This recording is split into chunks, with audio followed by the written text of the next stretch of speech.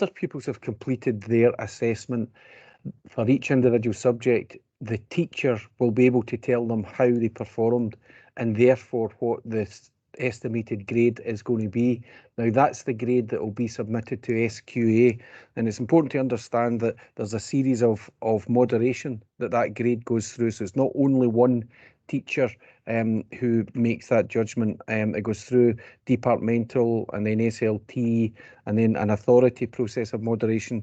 But it means that each teacher can sit down and discuss with each individual young person how they've performed in that subject. And that's really important because it means a young person can ask any questions of that judgment, i.e. how it was arrived at, and the teacher can demonstrate that. So it's not to question what's been there, but it's to fully understand why the judgment has taken place and on what evidence it has been based on.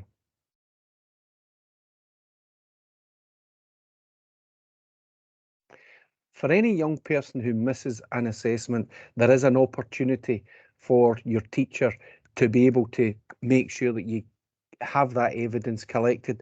So we're aware that during the pandemic, lots of youngsters, for reasons out with their own control, for example, being asked to self-isolate, may not be involved in the assessment that takes place with the rest of their class or indeed their peer group.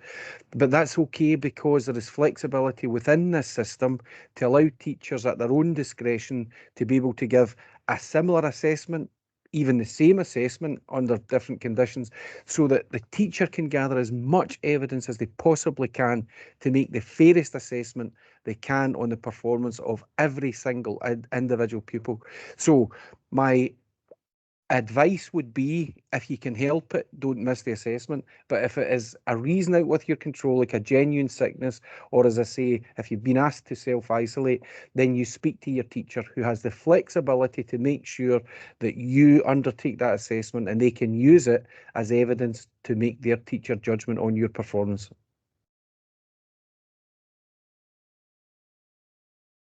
Okay, if it were to be the case that you didn't perform as well in an assessment as you had thought or you had discussed with your teacher, again, there is flexibility after the discussion you would have with your teacher to enable you to look at that again. This system is based on fairness. So what all of the members of staff want to do is make sure that every youngster gets the chance to demonstrate their learning and provide evidence to allow the teacher to make the judgment. And I stress it's based on being fair.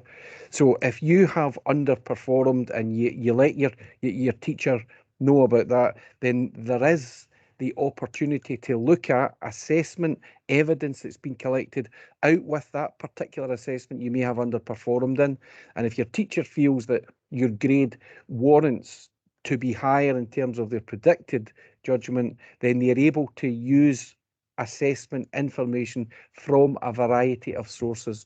So that is within the rules. So again, I would really stress that we don't want anybody to feel that they have not done themselves justice. But remember, the decision that the teacher has to make must be based on evidence. So it must be evidence that either you've provided recently or it can be evidence from your past performance. It'll all be put together and the teacher will work hard and explain with you why their judgment is their judgment. But again, to emphasise that it is fair and represents your ability and performance in that subject.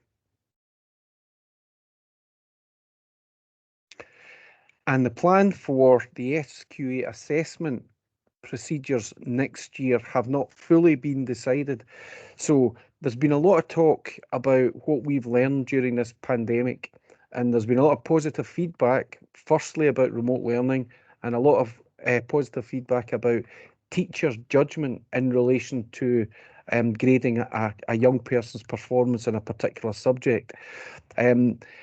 I think that as we move to the future, the OECD report that's going to be published on the 26th of June will indicate that somewhere from the experience that we've just had through the pandemic will be a better, more modern, more accurate way of assessing a particular individual's performance and ability and potential within a particular subject than simply one exam at the end of it. However, I would say that there's a degree of certainty and a degree of structure needs brought back into the system. So while we will be looking to improve assessment procedures in Scotland in general, it may well be that we revert back to the examination style for the year 21-22.